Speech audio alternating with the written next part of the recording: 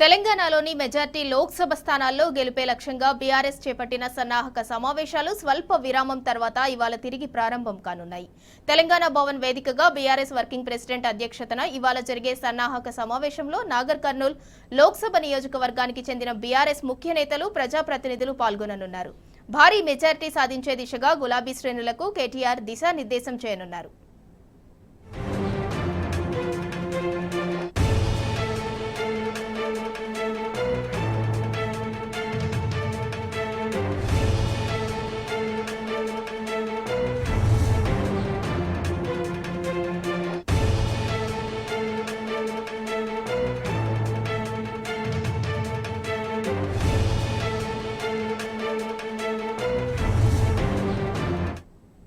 తెలంగాణలోని మెజారిటీ లోక్సభ స్థానాల్లో గెలుపే లక్ష్యంగా బీఆర్ఎస్ చేపట్టిన సన్నాహక సమావేశాలు స్వల్ప విరామం తర్వాత ఇవాళ తిరిగి ప్రారంభం కానున్నాయి.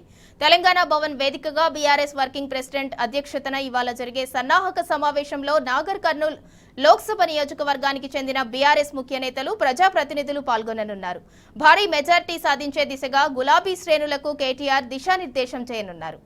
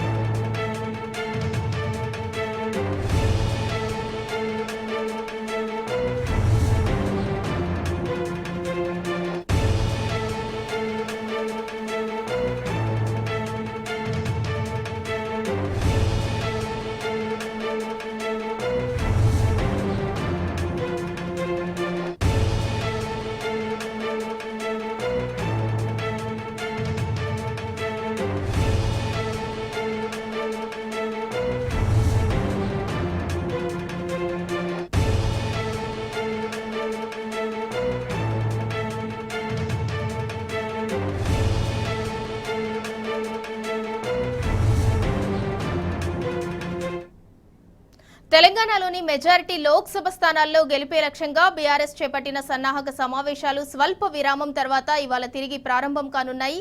ఇక దీనికి సంబంధించి మరింత సమాచారం మా ప్రతినిధి వంశీ అందిస్తారు. వంశీ, చెప్పండి, ఇవాళ పార్లమెంట్ ఎన్నికలకు సంబంధించి నాగర్ కర్నూల్ నేతలతోటి ఇవాళ సమావేశం జరగనుంది తెలంగాణ భవన్లో. దీనికి సంబంధించి పూర్తి అప్డేట్ ఇవ్వండి.